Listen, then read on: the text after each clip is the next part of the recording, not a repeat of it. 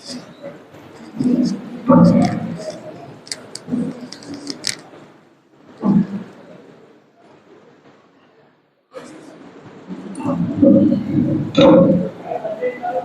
Volume खोल दीजिए, थोड़ा सा वॉल्यूम खोल दीजिएगा, बेस कम कर दीजिए। रहमल्लाहु मन क़रा अल-फ़ातिहा।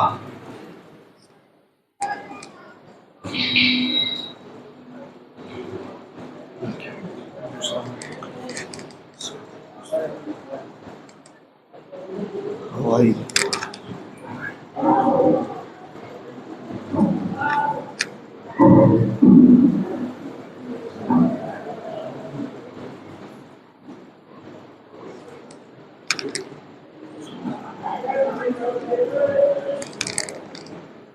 माशाअल्लाह वला हौला वला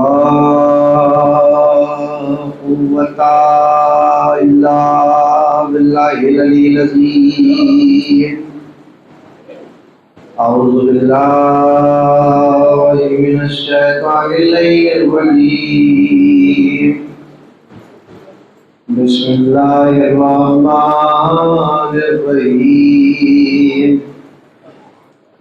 अल्हम्दुलिल्लाहि रब्बिल आलमीन। अस्सलातु वस्सलामु अला अशरफिल अंबिया वल मुरसलीन सय्यदना व नबियना व शफीना व मौलाना अबिल क़ासिम मुहम्मद।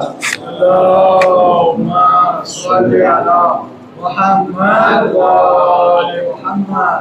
वस्सलातु वस्सलामु अला अहलि बैतिल तय्यबीन अत्वाहिरीन अल-मासूमीन अल-मज़लूमीन अल-मुंतजबीन अल-मुंतखबीन। अम्मा बाद फ़क़द क़ाल अल्लाहु तआला व तबारक फ़ी क़ुरानिल मुहकम व किताबिहिल मुतक़न व क़ौलुहु अहसन। बिस्मिल्लाहिर रहमानिर रहीम। इन्ना हदैनाहु सबीला इम्मा शाकिरम व इम्मा कफूरा।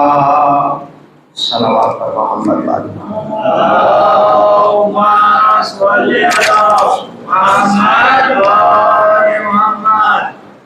अज़ीज़ान गिरामी क़द्र, अज़ादारान मज़लूम करबला मातदारान सय्यदुल शुहदा, इस वक्त की मजलिस ख़ास तौर पे आज की तारीख़ और आज की शहादत की मुनासिबत से मंसूब है और इमाम हसन अलैहिस्सलाम और पैगम्बर इस्लाम अलैहिस्सलाम की शहादत का आज दिन है और हम उन्हीं की याद में आज यहाँ जमा हुए। लिहाजा आज की मजलिस में मैं इस वक्त की मजलिस में ख़ास तौर पे कोशिश करूँगा कि मिलकर इमाम हसन अलैहिस्सलाम और पैगम्बर इस्लाम अलैहिस्सलाम की शख्सियत को सलाम अक़ीदत पेश किया जा सके। मैं सिर्फ इतना अर्ज़ करूँगा कि बाद पैगम्बर इस्लाम हमारे नबी हज़रत मोहम्मद मुस्तफ़ा सल्लल्लाहु अलैहि वसल्लम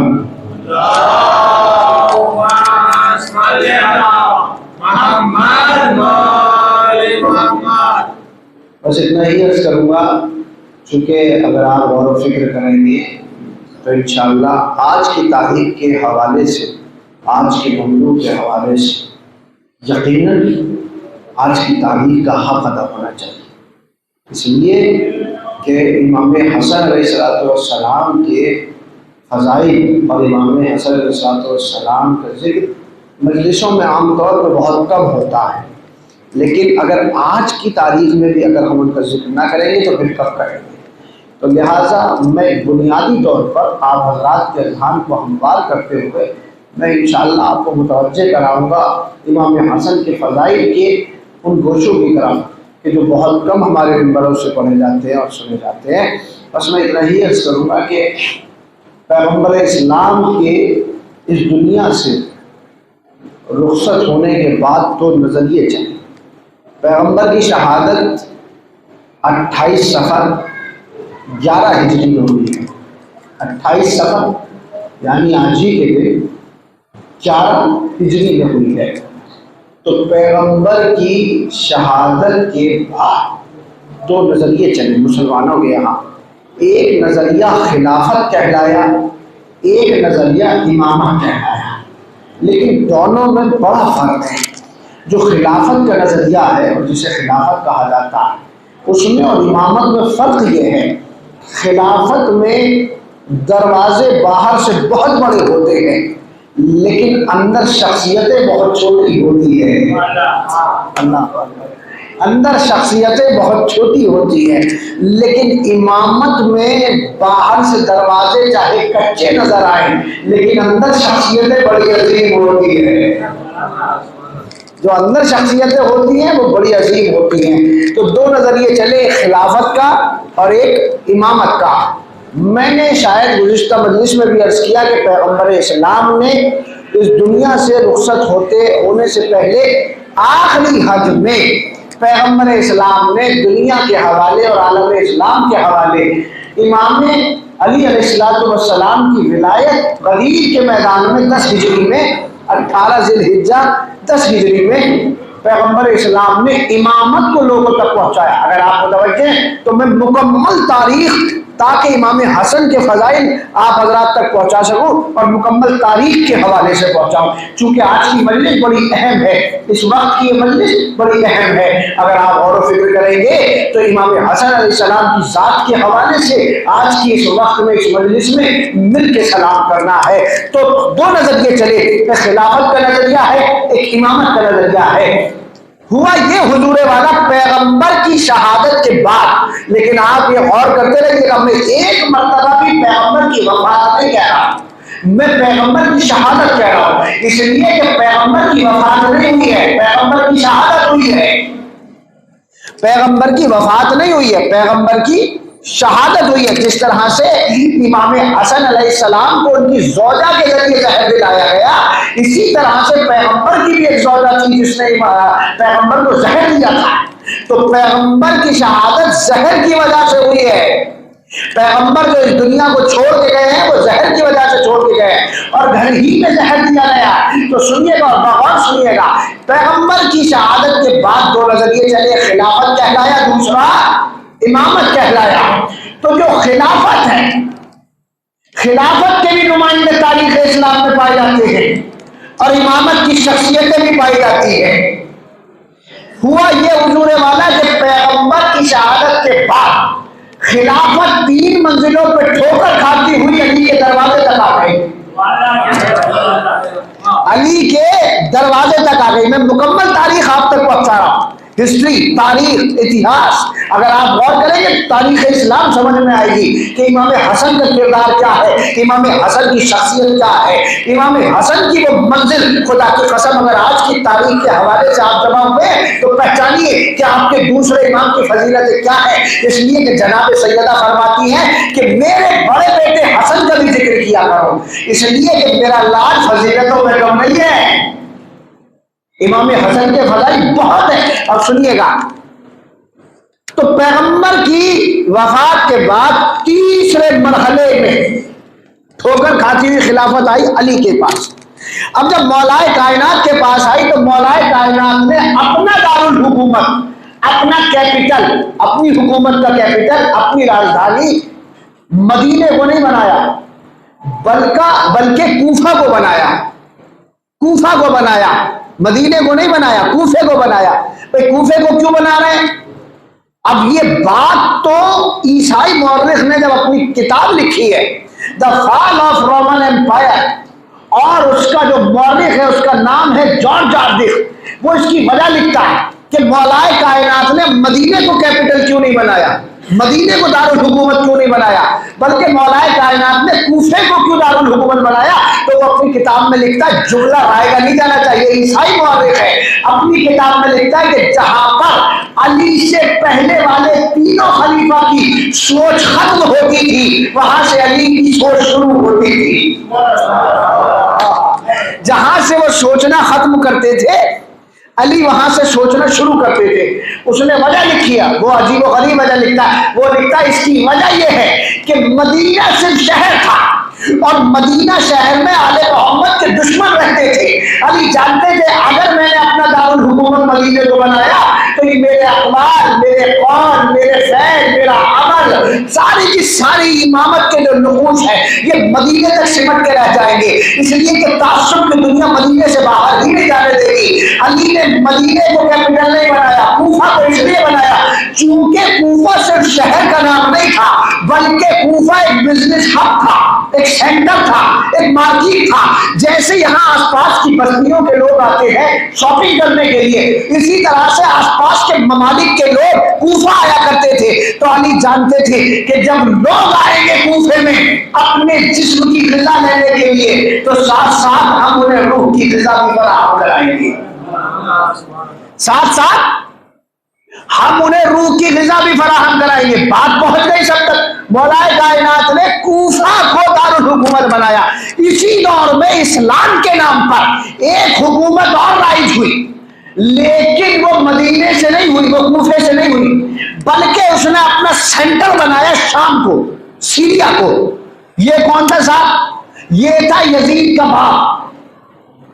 इसने भी कहना शुरू किया कि हम भी खलीफतुल मुस्लिमीन हैं, लेकिन इसने कूफे को सेंटर नहीं बनाया, मदीने को नहीं बनाया, इसलिए कि जानता था कि सारा आलम इस्लाम जानता है, सारा मदीना जानता है कि इस्लाम का सच्चा खलीफा कौन है। ये जानता था कि सूरज के आगे किसी की हल्की सी मध्यम लो जो एक चराग की मानिंद हो कैसे अपना उजाला बनवाने। इसलिए कि अली फजीलतों के शम्स का नाम है, अली फजीलतों के सूरज का नाम है। माविया एक जुमला राय का नहीं जाना चाहिए, अली चमकते हुए फजीलतों के सूरज का नाम है। माविया बदबूदार चला चराग की बुझती हुई लो का नाम है। बदबूदार चराग की बुझती हुई लो का नाम है। अब सुनिएगा, वो जानता था कि अली के सामने तो ये मुमकिन ही नहीं है कि हमारी बात चल जाए, लिहाजा वो सीरिया में बैठा, शाम में बैठा। अब उसने अपने हर हुकूमत ये चाहती है कि उसके आसपास के जो ममालिक होते हैं, जो आसपास की रियासतें होती है, वो चाहती है कि वहां पर उसके रास्ते अच्छे हो जाए। दिल लगाइएगा, मुकम्मल तारीख आपको सुना रहा हूं ताकि मेरे जवानों तक पैगाम पहुंचे कि इमाम हसन की शख्सियत क्या है। याद रह जाएगी मजलिस इंशाअल्लाह। सुनिएगा, बगौर सुनिएगा। हर हुकूमत ये चाहती है कि आसपास की सल्तनत, आसपास की रियासतों से मेरे रास्ते अच्छे हो जाए, हमारे रिश्ते अच्छे हो जाए, ताकि हम कारोबार भी करें और हमारी हुकूमत आसानी से चलने लगे और किसी तरह का कोई खतरा नहीं रहेगा। तो जब यजीद का बाप शाम में बैठा, इसके बराबर में एक बहुत बड़ी हुकूमत थी जिसे रोम की हुकूमत कहा जाता है। रोम की हुकूमत, रोम एक बहुत बड़ा मुल्क था उस जमाने में। उस और रोम के बादशाह को बादशाह, शहंशाह, राजा की ये सब नहीं कहते थे, वहां की अपनी एक तहजीब थी। वो अपने यहाँ के बादशाह को कैसर रोम कहते थे। अब कैसर रोम को ये बार बार खत लिखता था, ये चाहता था कि कैसर रोम के साथ इसके ताल्लुकात अच्छे हो जाए, तो ये बार बार खत लिखा करता था।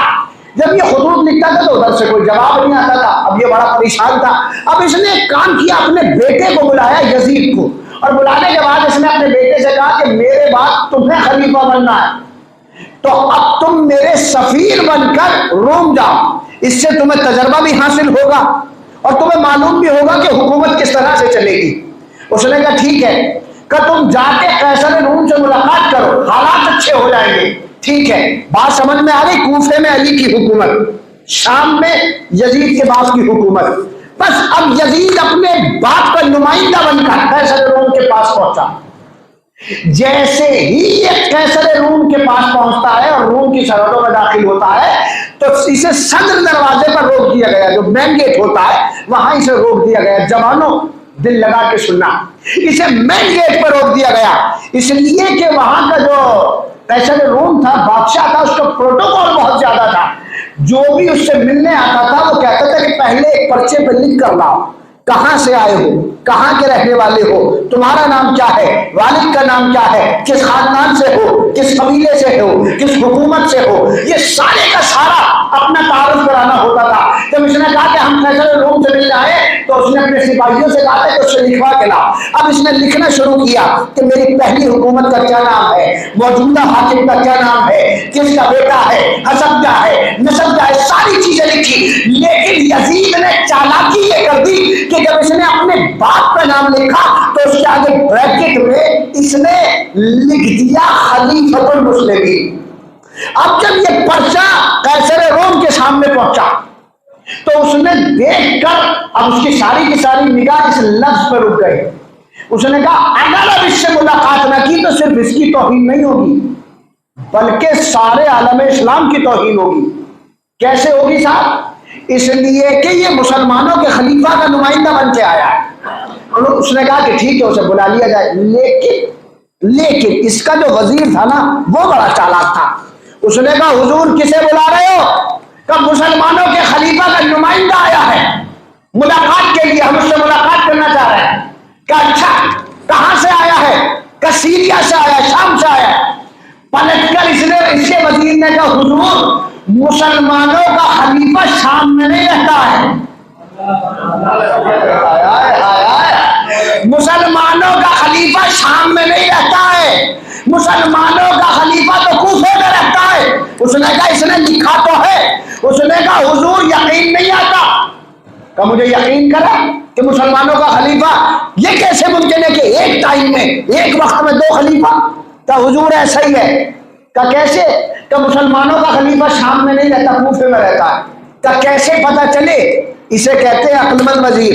अब उसने किया ये कि हुजूर एक काम कीजिए, सिपाहियों को बाजार में भेजिए, एक किसी कूफे वाले इंसान को बुलाए और एक किसी शाम वाले को बुलाए, उनसे पूछते हैं। उसने कहा ठीक है। अब कैसर रोम जो इतनी बड़ी सल्तनत संभालता था तो उसका जहन भी बड़ा होगा, उसका दिमाग भी बड़ा होगा, उसकी सोच भी बड़ी होगी। उसने सिपाहियों को भेजा, एक शाम वाले को बुलाया गया, एक सीरिया वाले को बुलाया गया और एक कूफे वाले को बुलाया गया। उसने शाम वाले से पहले पूछा कैसर रोम में क्या तुमने अपने हाकिम को देखा है? उसने कहा बिल्कुल देखा है। फिर कूफे वाले से पूछा तुमने अपने खलीफा को देखा है? कहा बिल्कुल देखा है। कब देखा? अब कूफे वाला कहता जब मैं आखिरी वक्त कूफे से चला था तो नमाज उन्हीं के पीछे पढ़ के चला था। अल्लाह अकबर, अल्लाह अकबर। जवानों पैगाम ले जाइएगा आज की मजलिस से। जब मैं चला था तो नमाज उन्हीं के पीछे पढ़ के चला था। फिर उसने शाम वाले से पूछा क्या तूने अपने हाकिम को देखा है? तो उसने पलट के कहा अरे हुजूर मैं जब चला था तो उन्हीं के साथ पी के चला था। अब ये पीना पता नहीं किसके समझ में आया, किसकी समझ में नहीं आया। मैंने तो दो किरदार आपके सामने पेश किए हैं। कूफे वाले ने कहा कि नमाज उनके पीछे पढ़ के चला था, सीरिया वाले ने, शाम वाले ने किया कि मैं पीता ही उनके साथ को बैठकर, मैंने क्यों नहीं देखा? कहा अच्छा। अब कैसर रूम ने काम किया कि दो मुसव्विरों को बुलाया जाए। मुसव्विर तस्वीर बनाने वाले आर्टिस्ट जो तस्वीरें बनाते हैं, उन दो लोगों को बुलाया जाए। एक कमरे में एक मुसव्विर के साथ शाम वाले को बिठाया, एक कमरे में एक मुसव्विर के साथ कूफे वाले को बिठाया कि तुम बताओ, अपने अपने मुसव्विर को बताओ कि तुम्हारा खलीफा दिखता कैसा है। तो ठीक है। अब यजीद आ चुका है सरकारी मेहमान बनकर कैसर रूम के महल में। उसने इसे एक कमरा दिया है, लेकिन बताया नहीं है कि यहाँ पता चल चुका है कि मुसलमानों के सच्चे खलीफा का नुमाइंदा नहीं है। चाहता तो वापस कर देता, लेकिन वो झूठ ही क्या है जो चौराहे पर जाके नीलाम ना हो। भाई वो झूठ ही क्या है जो चौराहे पर जाके नीलाम ना हो। क्या ठीक है, क्या किया जाए? तो मुसव्विरों को बुलाया जाए। अब वो बताते रहे आंखें इस तरह की हैं, माथा ऐसा है, नाक ऐसी है, जहन ऐसा है, रुखसार ऐसे है। बहरहाल पूरी तस्वीर बना दी गई। जब तस्वीरें बनकर तैयार हो गई तो कहा ठीक है तुम वापस चले जाओ, अगर जरूरत होगी तो तुम्हें बुला लिया जाएगा। फिर उसके बाद में कैसर रूम ने अपने हाकिम से कहा जाओ और अपनी हुकूमत में जितने उलमा हैं सबसे लिखवा के ले आओ और सबको बुलाओ कि वो आए और बताएं कि इनमें से तस्वीरों को पहचाने और उस पर दस्तखत करें। उसने कहा क्या मतलब? का तौरात वालों को भी बुलाया जाए, इंजील वालों को भी बुलाया जाए, ज़बूर वालों को भी बुलाया जाए, कुरान वालों को भी बुलाया जाए। अब चारों किताबों के उलमा को जमा कर लिया गया। जब जमा कर लिया गया तो बुलाया गया, दोनों तस्वीरें सामने रख दी। कहा कैसर रोम खैरियत तो है, हमें क्यों बुलाया? कहा तस्वीरों को देखो और बताओ, जिसकी आंख कुरान में मिले वो उस तस्वीर पर दस्तखत कर दे। हाय हाय हाय। जिसका माथा इंजील में नजर आए वो इस तस्वीर पर दस्तखत कर दे। जिसके रुखसार ज़बूर में नजर आए वो तस्वीर पर दस्तखत कर दे। का क्या मतलब? तो तुम अपनी अपनी किताबों में ढूंढो इनमें से किसका चेहरा मिलता है। एक तस्वीर थी जनाब जिस पर सारे उलमा ने दस्तखत किए, और एक तस्वीर वो थी कि जिस पर किसी ने हल्का सा निशान भी नहीं लगाया। अब वजीर को बुला के कैसर रोम ने कहा जिस पर सबने दस्तखत किए ये किसकी तस्वीर है? उसने कहा हुजूर ये कूफे वाले की तस्वीर है। हुजूर ये कूफे वाले की तस्वीर है, कूफे वाले की तस्वीर है। का अच्छा कूफे वाले की तस्वीर है? का हुजूर आपने तो 2 मिनट में फैसला कर दिया। अरे पता चल गया मुसलमानों का सच्चा खलीफा कौन है। आपके जहन को सलाम, लेकिन अब उसके बेटे को बुलाइए और उसे वापस भेजिए। अब मैं नहीं जानता, मुझे तो लगता है कि कैसर रोम भी तबर्रे में हमारे ही जैसा था। पता नहीं जुमला नहीं पहुंचा हमारे भाई। कैसर रोम तबर्रे में हमारे ही जैसा था। उसने कहा अभी कुछ ना बताना। कब फिर? कल सुनो, कल ऐलान कर दो कि दरबार दरबार में नहीं लगेगा, दरबार बाजार में लगेगा। हाय हाय। दरबार दरबार में नहीं लगेगा, दरबार बाजार में लगेगा। इमाम हसन को सलाम कीजिएगा। अब कैसर रूम ने कहा अब कूफे वाले को खत लिखो कि वो भी आ जाए। उसका वजीर था, उसने हाथों को जोड़ के कहा हुजूर कूफे वाले को कहीं आने जाने की जरूरत नहीं है, उन्हें खुद किसी के मनवाने की जरूरत नहीं है, वो कहीं आते जाते नहीं है। क्या मतलब? कब वो नहीं आएंगे? अच्छा। अब कैसर रूम ने अजीबो गरीब जुमला लिखा खत में। वो लिखता है कि कूफे वाले को इतना लिख दे या तो वो खुद आ जाए या उसे भेज दे जो उनके जैसा हो। आज की तारीख में सलाम कर लीजिएगा, या तो खुद आ जाए या उसे भेज दे जो उनके जैसा हो। इसलिए कि अब हम फैसला नहीं करेंगे कि मुसलमानों का सच्चा खलीफा कौन है, अब मजमा फैसला करेगा। भाई अब मजमा जब फैसला करेगा तो दोनों का होना जरूरी है ना। अब उसने खत लिखा, या तो खुद आ जाए या उसे भेजे जो उनके जैसा हो। मौलाए कायनात मिंबरे कूफा पर बैठे थे जब कैसर रूम का खत पहुंचा। मौलाए कायनात ने खत देखा, खत देखने के बाद बराबर में तुम्हारे दूसरे इमाम हसन खड़े थे। खुदा की कसम आज की तारीख का हक अदा हो जाना चाहिए। बराबर में तुम्हारे मौला इमाम हसन खड़े थे। मौलाए कायनात ने इमाम हसन को देखा, मुस्कुराए। कबाबा मुस्कुराने का सबब क्या है? खत इमाम हसन को दिया और कहने के बाद एक जुमला का, मेरे लाल यजीद को करबला में तलवार से हुसैन मारेगा, तुम किरदार से जाके रूम में मारो। भाई भाई आज की तारीख का हक अदा कीजिए इमाम हसन के हवाले से। करबला में इमाम हुसैन यजीद को मारेंगे, लेकिन मेरे लाल तुम रूम में जाकर यजीद को अपने किरदार से मारो। अब इमाम हसन चले, और मैं ये क्यों कहूं कि तन्हा इमाम हसन चले। हसन के चलने की शान ये थी कि सर पे अम्मामा रसूल वाला, गोश्त पे दिला अली वाली। हाय हाय। अब चले इमाम हसन रोम के लिए। रोम में पहुंचे, मेहमान रखा गया। कैसर रोम ने अपनी पूरी सल्तनत में ऐलान कराया, पूरी सल्तनत में ऐलान कराया कि बाजार में दरबार सजाया जाएगा और सारे की सारी सल्तनत को जमा हो जाना। सारे के सारे लोगों को हुक्म है कैसर रोम का कि सब के सब बाजार में आ जाए। ठीक है साहब। सुबह को बाजार सजाया गया, तख्त भी ले जाया गया, कुर्सियां भी, कालीनें भी, सब कुछ इसी तरह से दरवाजा बनाया गया। इसलिए कि दरबार में सारा मजमा तो आ नहीं सकता था। सब के सब मजमा लगा हुआ है बाजार में, जम्मे गफीर है, शाने से शाना छिला हुआ है। अब कैसर रोम खड़ा हुआ अभी तक इमाम हसन भी और यजीद भी अपने अपने हुजरों में मौजूद है, लेकिन इसने यहां पर पहले मजमे ने जब आके सवाल किया कि हमें क्यों बुलाया कैसर रूम, तो इसने कहा मैंने इसलिए बुलाया है कि अब मजमा सारे का सारा मजमा ये फैसला करेगा, तुम्हारे सामने दो शख्सों को पेश किया जाएगा, तुम उन दोनों शख्सों को देख के बताना कि उनमें से सच्चा कौन है और झूठा कौन है।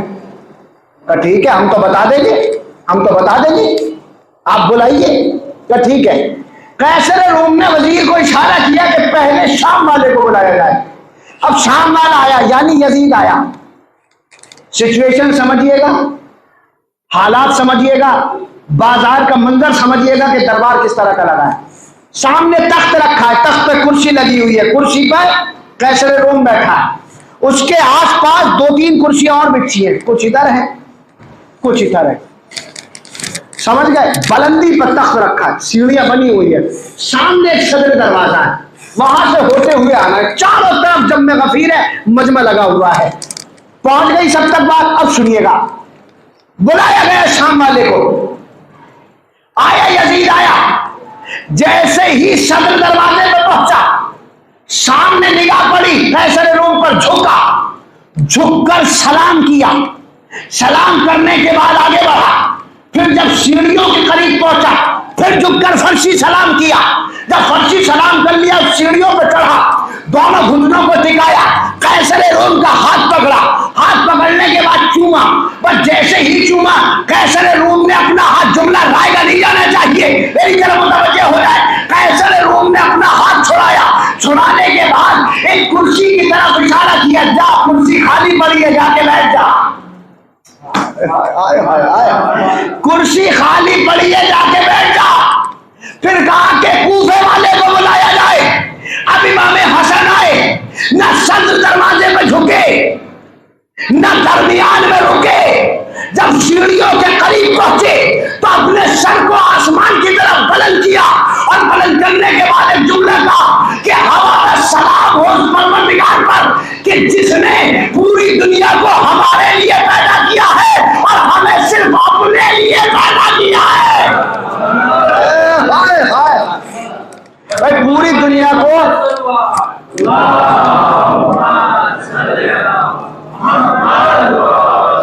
जाग के सुनिएगा, जाग के सुनिएगा, पूरी दुनिया को हमारे लिए पैदा किया है और हमें अपने लिए पैदा किया है।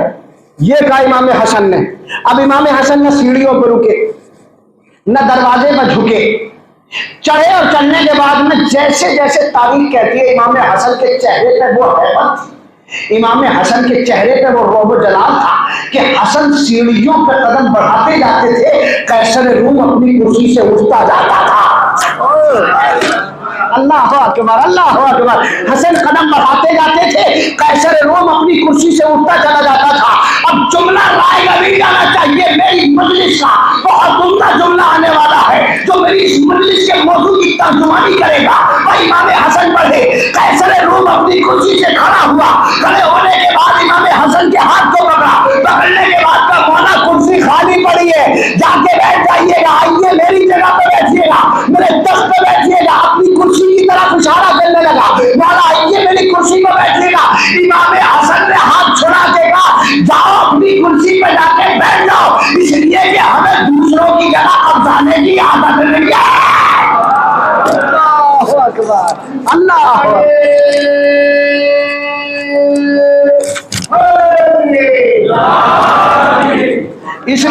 इसलिए कि हमें दूसरों की जगह कब्जा करने की आदत नहीं है, हमें दूसरों की जगह कब्जा करने की आदत नहीं है। हाथ को जोड़ के कहता, मौला आपकी कुर्सी ये बिछी, आइए बैठ जाइए। इमाम हसन के लिए जो कुर्सी बिछाई गई थी, इमाम उस कुर्सी पर जाके बैठ गए। अब कैसर रूम खड़ा हुआ, मुतवज्जे हो जाए, कैसर रूम खड़ा हुआ, खड़े होने के बाद सारे मजमे की तरफ इशारा करके कहता। अब देखिए, पब्लिक तो पब्लिक होती है, पब्लिक तो किसी से डरती नहीं, ना बादशाह से, ना हाकिम से, न किसी पॉलिटिशियन से, न किसी लीडर से, न किसी मौलवी से, पब्लिक किसी से नहीं डरती। अब कैसर रूम ने इशारा करके कहा, बताओ, फैसला करके बताओ कि कौन सच्चे खलीफा का नुमाइंदा है।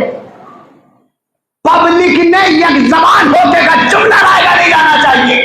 सारे के सारे मजमे में जमा होके का क्या कैसर रोम कर दे फैसला, क्या कर दो फैसला, क्या कर दे फैसला, क्या कर दो फैसला। पलट के मजमा कहता है जब पहले वाला आया तो पहले वाले को देख के लगा कि मजबूर बाप का मजबूर बेटा आया है। हाय हाय हाय। जब पहले वाला आया तो देख के लगा कि मजबूर बाप का मजबूर बेटा आया है। जब दूसरा वाला आया तो देख के लगा कि मुख्तार बाप का मुख्तार बेटा आया है। मुख्तार बाप का मुख्तार बेटा आया है। फैसला तो हो गया। सारे मजमे ने नारे बुलंद कर दिए, हसन सच्चा, हसन सच्चा, हसन सच्चा। सारे का सारा मजमा एक जबान होके कहने लगा हसन सच्चे हैं, हसन सच्चे हैं, हसन सच्चे हैं। जब इमाम हसन के जगह जगह पे नारे लगने लगे तो कैसर रूम ने अपने सिपाहियों को इशारा किया। अब जब इशारा किया तो सिपाही, पुराने जमाने में संदूक हुआ करते थे, वो संदूक लकड़ी के हुआ करते थे और उनमें लकड़ी ही के पहिए होते थे। तो वो धकेलते हुए लेकर आए उस बड़े से संदूक को। यजीद समझा कि शायद कैसर रूम हीरे जवाहरात हमें देगा और यहां से रुखसत करेगा। इमाम हसन अपनी जगह पर बैठे थे, वो अपनी जगह बैठ बैठ के खुश हो रहे। सारा मजमा समझा कि इसमें हीरे जवाहरात हो, इसमें मालो जर होगा। अब जब संदूक को सामने लाया गया तो कैसर रूम ने इशारा किया। अब इशारा किया तो एक सिपाही उस संदूक से एक तस्वीर लेके आया। उसमें एक तस्वीर निकली और उस तस्वीर को, एक फ्रेम को लेकर वो आया और उसने कैसर रूम को लाके दे दिया। सुनिएगा, कैसर रूम को लाके दिया। कैसर रूम ने उस तस्वीर को लिया। लेने के बाद इमाम हसन के सामने आया और इमाम हसन के सामने आकर इमाम कुर्सी पर बैठे हैं, अपने घुटनों को टिकाकर बैठ गए इमाम की कुर्सी के नीचे। तस्वीर दिखा के कहता है, मौला मैं जानता हूं कि ये किसकी तस्वीर है, मैं जानता हूं कि आप जानते हैं ये किसकी तस्वीर है, लेकिन मौला मुझे बता दीजिए ये किसकी तस्वीर है। इमाम हसन ने कहा पहले उससे पूछो, तो उसको भी तो बुलाया है। अब कैसर रूम ये तस्वीर लेके यजीद के पास पहुंचा। पहुंचने के बाद दिखाया, बताओ ये किसकी तस्वीर है। उसने तस्वीर को देखा, ऐसे ऐसे 2-3 मरतबा पलट के देखा। पलट के कहता है कि हमारी समझ में नहीं आता कि ये किसकी तस्वीर है। इसे कहते हैं जब जलालत मुकद्दर बन जाए ना किसी का, तो इसी तरह से वो जगह जगह पर कदम कदम पे जलील होता है। तब पहचानो, बताओ ये किसकी तस्वीर है। अब उसने अलग पलट के देखा, बता नहीं पाया। कैसर रूम ने भी अजीब सवाल कर लिया। उसने कहा अच्छा, मुमकिन है कि तुम्हें पता नहीं है किसकी तस्वीर है, हो सकता है कि तुम्हारा बाप जानता हो ये किसकी तस्वीर है। अब जुमला सुनिएगा, इसे कहते हैं कि जलालत मुकद्दर बन जाती है। पलट के कहता है कि अगर मेरा बाप जानता होता तो मुझे बता के भेजता ये किसकी तस्वीर है। आपने गौर ही नहीं किया। मियां भरे हुए मजमे में अपनी भी तौहीन करा रहा है, अपने बाप की भी तौहीन करा रहा है। क्या कह रहा, अगर पता होता तो मुझे बता के भेजता किसकी तस्वीर है। तो अच्छा, अब इमाम हसन के पास आया, मौला बता दीजिए ये किसकी तस्वीर है। इमाम हसन ने कहा हम नहीं बताएंगे कि ये किसकी तस्वीर है। अब सारे का सारा मजमा हैरान और परेशान हो गए, अरे पहले वाले ने भी नहीं बताया, ये भी नहीं बता रहे किसकी तस्वीर है, फिर ये तस्वीर है किसकी, बताएगा कौन। कैसर रूम हाथ जोड़कर इमाम हसन की खिदमत में बैठ गया।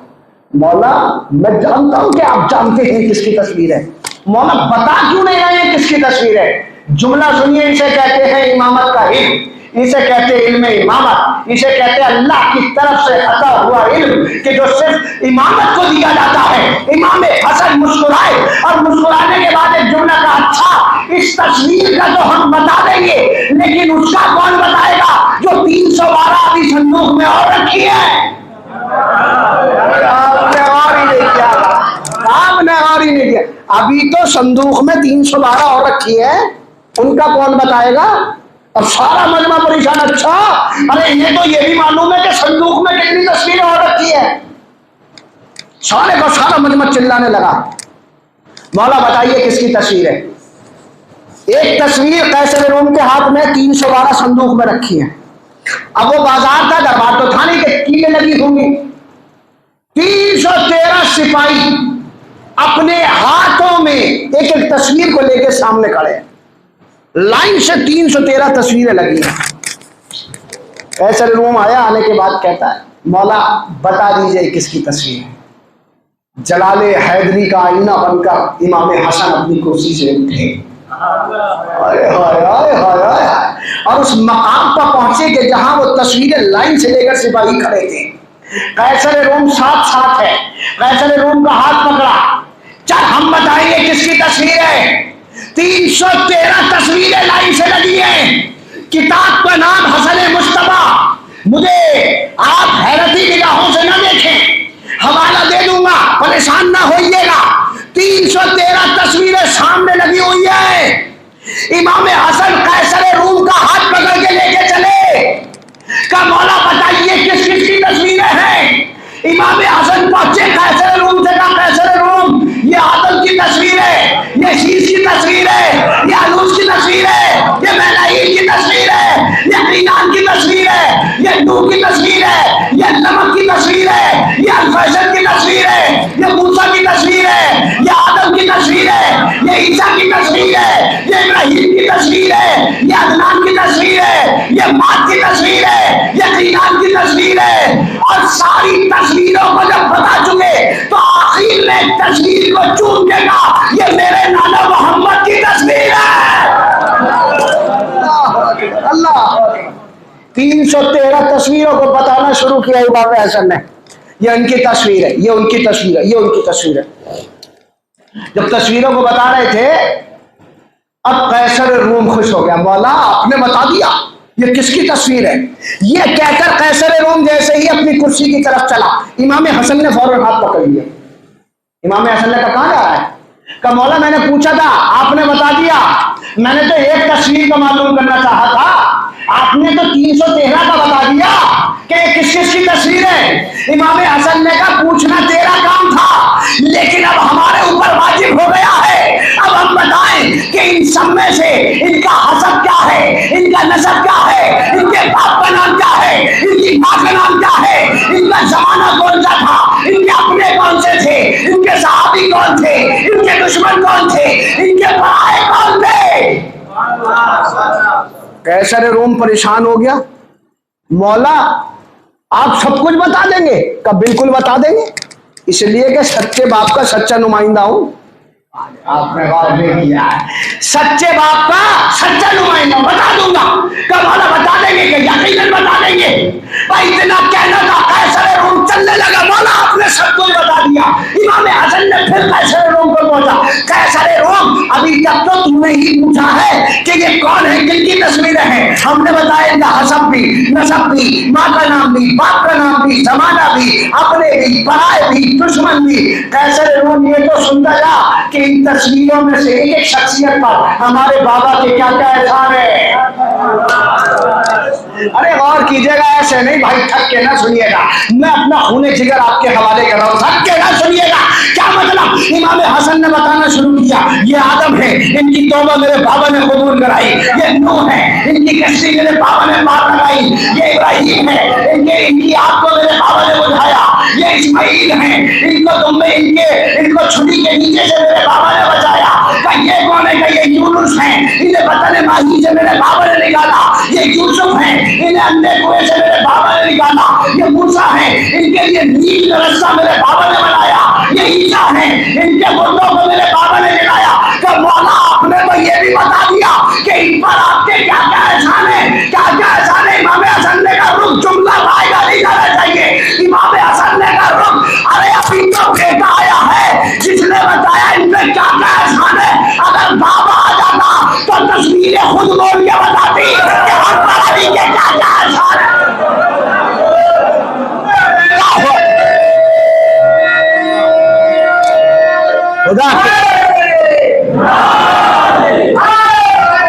मिलके अली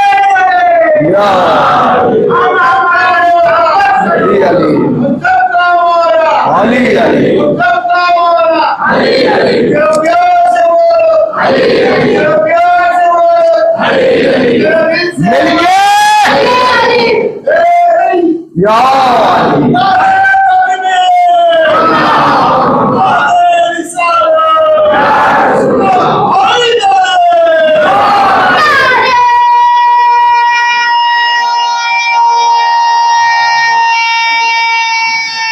मिलके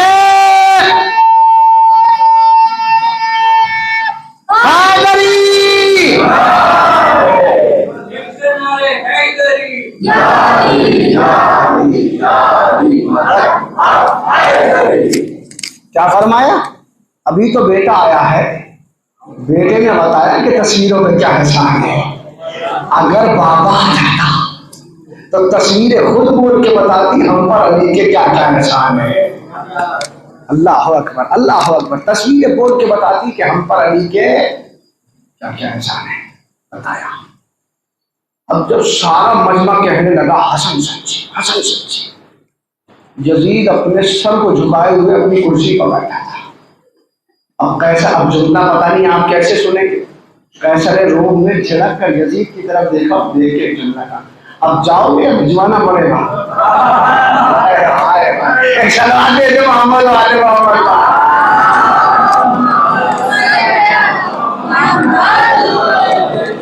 अब जाओगे या भिजवाना पड़ेगा? ठीक है हम जान।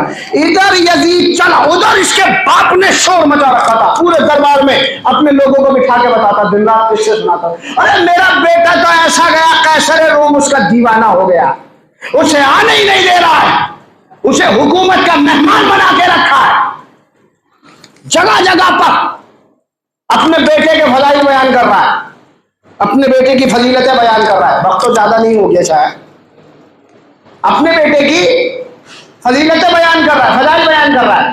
बस यही आगे मजलिस को तमाम कर दूंगा। आगे इरादा था जाने का, लेकिन दामन वक्त में गुंजाइश नहीं है, इंशाअल्लाह अगली मजलिस में। कैसर रोम दीवाना हो गया है।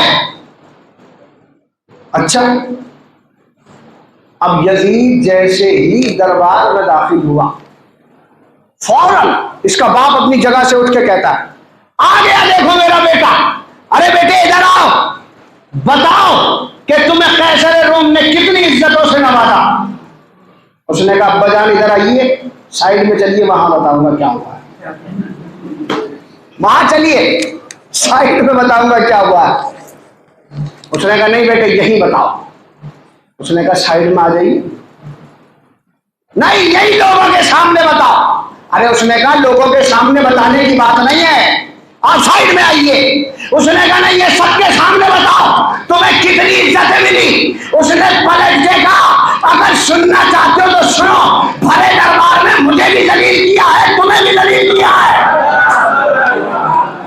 भरे दरबार में जुमला रायगा नहीं जाना चाहिए, भरे दरबार में मुझे भी दलील किया है, आपको भी दलील किया। मैं इतना कहना था, पलट के कहता किसकी मदद कि मेरे बेटे को जलील करे भरे दरबार में। पलट के कहता अगर मैं नाम बता दिया, अगर मैंने नाम बता दिया तो आप भी सुन के खामोश हो जाएंगे।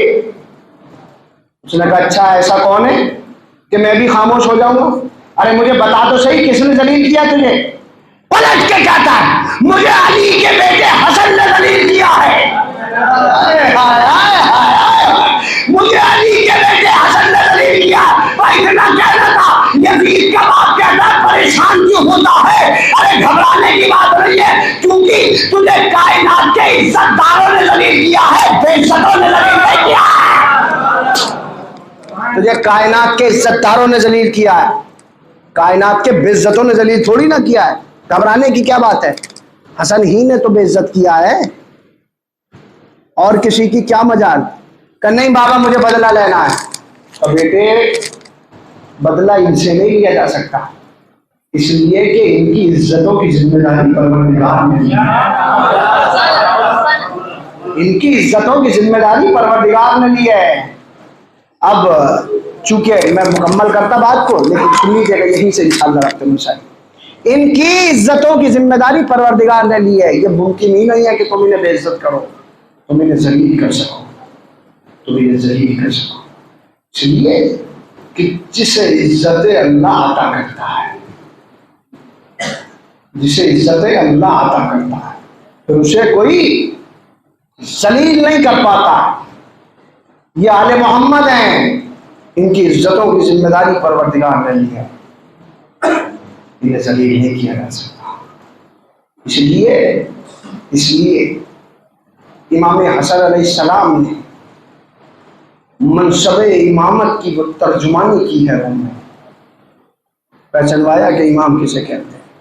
आप देखिए तो सही, इमाम हसन अलैहिस्सलाम के फज़ाइल कम नहीं है, फज़ाइल कम नहीं है। इसलिए इमाम हसन की सखावत बड़ी मशहूर है। जब इसने ये ठान लिया कि इमाम हसन को बेइज्जत करना है, इसके बाप ने समझा दिया था तो आले मोहम्मद को जलील नहीं कर सकता। अब अगली मजलिस में इंशाअल्लाह बताऊंगा, इसने इमाम हुसैन को कत्ल करके आले मोहम्मद को कैद करके यही तो समझ रहा था कि मैंने इनको बेइज्जत कर दिया है, मैंने इनको जलील कर दिया है, लेकिन ये खुद अपने ही दरबार में जलील हो रहे हैं। सुनिएगा, बगौर सुनिएगा, क्या चाहता था, दिल में तमन्ना लिए बैठा है, चाहता था कि हम जलील करते, लेकिन हसन उस इमाम का नाम है कि जो अपने कलम की नोक से दुश्मन का दम निकालते। इमाम हसन बड़ी मशहूर है। यजीद के बाप से इमाम हसन ने सुलह की, सुलह करना था कि इसने कहा कि हम सुलह की खुशी में जो भी आएगा हम अपने दरबार से उसे देंगे। और इसने इमाम हसन को भी दावत दी, हसन आपको आना है। इसने प्लान ये किया, बेटा बैठ जाओ, इसने प्लान ये किया कि जब हसन आएंगे और इमाम हसन शाम में आएंगे आखिर में, तो हम उनसे कहेंगे कि तुम इसलिए आखिर में आए हो, हमें बेइज्जत करना चाहते थे। यजीद ने कहा कि बदला भी ले लिया जाएगा, तुम हमें बेइज्जत करना चाहते थे इसलिए रात में आए हो, शाम में आए हो, चूंकि हम पूरे दिन से बांट रहे हैं, लेकिन हम उसके बाद में जितना सबको दे चुके हैं उतना तनहा हसन को देंगे और बताएंगे कि हम कितने बड़े सखी हैं। और जो दरवाजे पर दरबान खड़ा होता है, जो किसी के आने पर पर्दा उठाता है, यजीद ने उससे कहा कि मैं अपनी तौहीन का बदला यहां निकालूंगा। जब हसन आए तो सबके लिए पर्दा उठाना, लेकिन हसन के लिए पर्दा न उठाना। तो ठीक है, जब इमाम हसन आखिर में आए, दरबान खड़ा था दरवाजे पर, जैसे ही इमाम हसन ने पहला कदम दरवाजे पर रखा, सीढ़ी पर रखा, पर्दा थोड़ा सा उठा, दूसरा कदम रखा, पर्दा और उठा, तीसरा कदम रखा, पर्दा और उठा। जैसे ही दरवाजे के करीब पहुंचे, पर्दा जाके छत से मिल गया। सारे के सारे दरबार में मंजर देखा कि पर्दा छत से जाके मिल गया। इमाम हसन ने पर्दे की तरफ देखा और फिर यजीद की तरफ देखा। देखने के बाद एक जुमला कहा, अगर मैं इशारा कर दूं तो ये पर्दा कयामत तक यूं ही छत तक टंगा रहे, कयामत तक ये पर्दा यही छत पे रुका रहेगा अगर मैं इशारा करूं। लेकिन इस पर्दे को यहाँ रोकने की जरूरत ही नहीं है, इसलिए कि जब तेरा दरबार ही बाकी नहीं रहेगा तो ये पर्दा बाकी रह जाएगा। इसलिए कि तुम्हें भी मिट जाना है, तुम्हारे दरबारों को भी मिट जाना है। ये आले मोहम्मद हैं, हर मुल्क में हर शहर में इनका घर नजर आएगा, यजीद का घर कहीं नजर नहीं आएगा। पहुंचने के बाद हसन हमें बेइज्जत करना चाहते थे ना कि हम माल खत्म कर देंगे। लो आज इतना ले रहे हैं, दुनिया को पता चल जाए कि हम उमैया के बेटे हैं। इसने इमाम हसन के सामने ये जुमला कहा, दुनिया को पता चल जाए कि हम उमैया के बेटे हैं। बस इमाम हसन ने कहा वाक़े को समेट रहा हूं, तारीख को समेट रहा हूं, फजाइल का एक गोशा उसके बाद रखते बसाई। हसन आज इतना ले लेंगे, इतना ले लेंगे कि पता चल जाएगा कि हम उमैया के पोते हैं। भाई इमाम हसन ने इतना सुना, सुनने के बाद वापस मुड़े चलने लगे। इमाम हसन की जूती ने करवट ली, शायद इस वजह से कि किसी की तकदीर को सीधा होना था। इमाम की जूती ने करवट ली, शायद के किसी की तकदीर को सीधा होना था। भाई इमाम हसन आगे बढ़े, चाहते हैं कि झुककर अपनी जूती को सीधा करें। जिस दरबान को रोका था कि उससे रुका नहीं गया, वो आगे बढ़ा, इमाम की जूती को उठाया, बोसा दिया, आंखों से लगाया, सीने से साफ कर दे, कहता मौला गुलाम हाजिर है, आप क्यों अपनी जूती सीधियां कर रहे हैं, मैं आपको नालेज पहनाता हूँ। ये कहते हुए इमाम के पैर में नालेज पहनाई। पर इतना कहना था, इमाम हसन ने उसके सर पे हाथ रखा, हाथ रखने के बाद एक जुमला था, जितना इसने हमें दिया है वो सारे का सारा माल तू ले जा।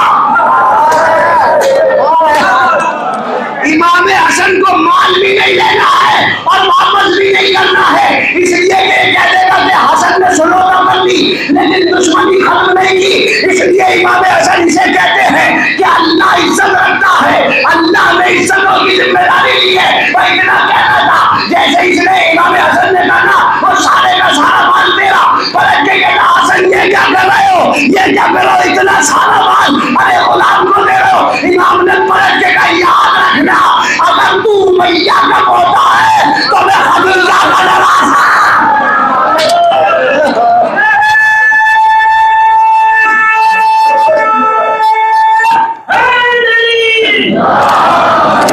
याद रख, अगर तू मैया का पोता है तो मैं खदीजा का नवासा।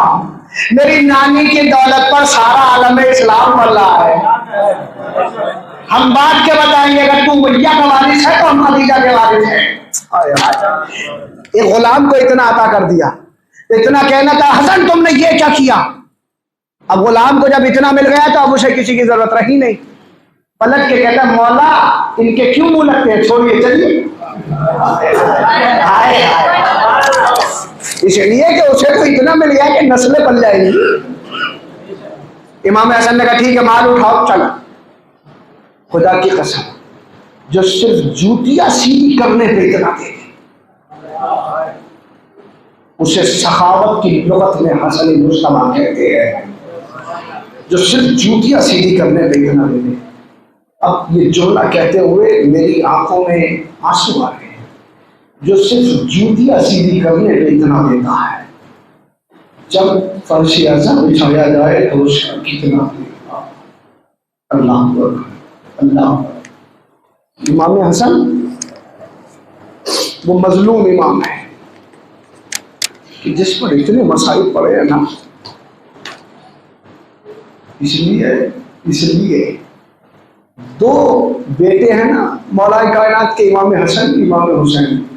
ज़ैनब के दो भाई हैं, लेकिन बचपने ही के आलम से आपने वो रिवायत सुनी होगी, जब रसूल इस्लाम के पास जन्नत से काफूर और कफन आया, हसन को दो दिए, हुसैन को एक भी नहीं मिला। तब से ज़ैनब एक ही जुमला कहती थी, मेरे दो भाई हैं, हसन अमीर है, हुसैन गरीब है। हसन अमीर है, हुसैन गरीब है। रोया करो, इमाम हसन के मसाइल भी कम नहीं है। इसलिए कि दुनिया में अगर किसी से गरीब इंसान का जनाजा भी अपने घर से निकलता है कब्रिस्तान के लिए दफन होने के लिए, तो वो दफन हो जाता है, लेकिन अकेला हसन का जनाजा है। अकेला हसन का जनाजा है जो अपने घर बगैर दफन हुए वापस आया, और सिर्फ बगैर दफन हुए वापस नहीं आया, बल्कि जब गया था घर से तो कफन सफेद था। रास्ते में तीरों की बरसात हो गई। अरे हसन के जनाजे में तीर लगे। दो बेटे हैं ना फातिमा के, एक हसन है एक हुसैन है। ज़ैनब के दो भाई है, बस फर्क इतना है। अल्लामा किफायत हुसैन साहब किबला का जुमला है, वो फरमाया करते थे हसन के और हुसैन के जनाजे में बस फर्क इतना है। रोते रह जाएंगे अज़ादारो, हसन के और हुसैन के जनाजे में बस फर्क इतना है कि हसन के जनाजे में तीर थे, हुसैन का जनाजा तीरों पे था। अजरुकुम अल्लाह, अजरुकुम अल्लाह। हसन के जनाजे में तीर थे, हुसैन का जनाजा तीरों में था। हाँ, हसन के जनाजे में तीर लगे। जब हसन के जनाजे में तीर लगे तो अब्बास ने अपने नियाम से तलवार को निकाल लिया। हुसैन की आवाज आई है भैया, अरे ये करबला नहीं है अब्बास, अपने नियाम में तलवार वापस रख लो। जब लाशा खून में तर हो गया, जनाजा खून में तर हो गया, इमाम हसन के जनाजे में तीर लग गए। कफन सफेद से सुर्ख हो गया। और वापस जब घर लाया गया तो जनाब ज़ैनब ने देखा।